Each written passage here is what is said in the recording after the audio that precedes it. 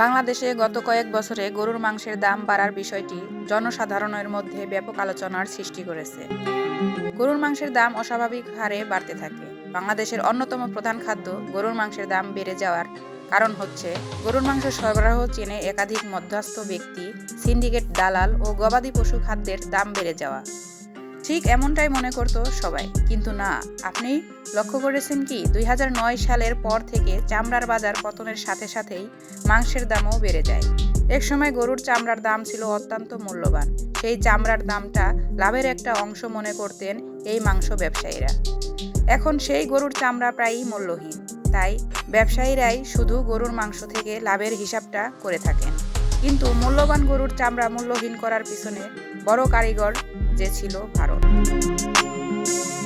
গত 15 বছরে শেখ হাসিনার শাসনামলে লাখো লাখো মানুষের বিশাল অর্থনৈতিক সম্ভাবনাময় একটি শিল্পকে কিভাবে ধ্বংস করে ভারত, তা জানাবো আজকের এই ভিডিওতে। প্রিয় দর্শক, ভিডিও দেখতে দেখতে আমার চ্যানেলটি লাইক ও সাবস্ক্রাইব করতে ভুলবেন না।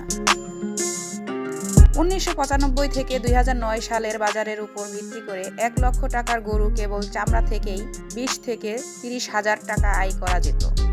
কল্পনা করুন, যদি আজও সেই মূল্য বহাল থাকতো, তাহলে গরুর মাংসের দাম 1/3 কমে যেত এবং আপনি এটি 400 থেকে 500 টাকায় কিনতে পারতেন।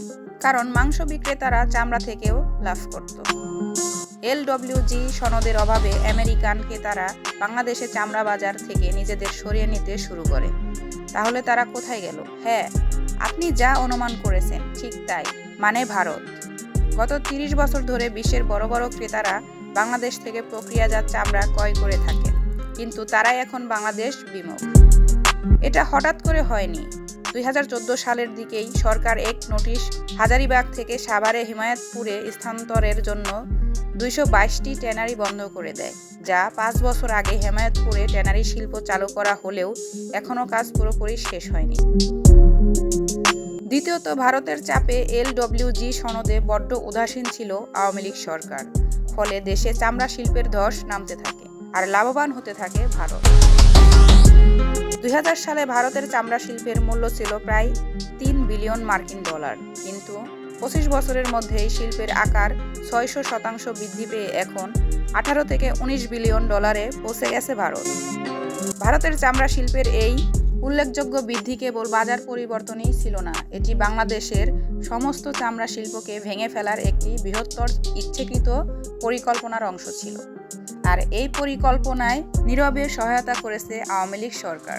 তা স্পষ্ট কিছু আভাস দিয়েছিলেন ট্যানারি মালিকদের সংগঠন বাংলাদেশ ট্যানার্স অ্যাসোসিয়েশনের একাংশ। কিছু ট্যানারি মালিক জানিয়েছেন, ট্যানারি শিল্প আজ দেশি বিদেশি ষড়যন্ত্রের শিকার।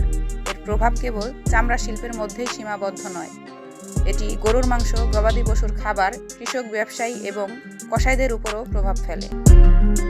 কম রপ্তানির কারণেই বিদেশে বিক্রি হওয়া চামড়াজাত পণ্যগুলো এখন স্থানীয় বাজারে প্লাবিত হচ্ছে। গত 15 বছরে চামড়া শিল্পের যে ক্ষতি হয়েছে তা পুষিয়ে নিতে 1 শতাব্দীর সময় লাগতে পারে, যদি তা আদৌ অন্তর্বর্তী সরকারের সময়ে উদ্ধার করা যায়। ভারতের খপ্পরে পড়ে বাংলাদেশের চামড়া শিল্প ধ্বংস হতে যাচ্ছে, যার ফলে গরুর মাংসের দাম দিন দিন বেড়েই চলেছে এবং সাধারণ মানুষের ক্রয় ক্ষমতার বাইরে চলে যাচ্ছে। প্রিয় দর্শক, আজ এ পর্যন্তই। আল্লাহ হাফেজ।